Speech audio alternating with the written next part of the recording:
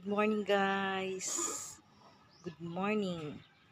Ayan, iba ngayon ang content natin regarding dito sa mga dala ng aking asawang binili sa Kamsur na dried fish na daing.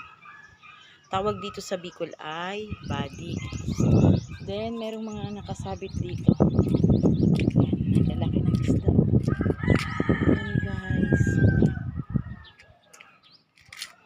Ayan. Para hindi maabot ng kung may maliit pusa. Sure, ganda. Ikutin natin para matuyo agad. Madry. Medyo moist kasi. Ayan, ikot ng ikot. Ito guys. Ayan ang nakasabit dito sa taas. Ayan, ang lalaki no. Ang sarap nito sa sa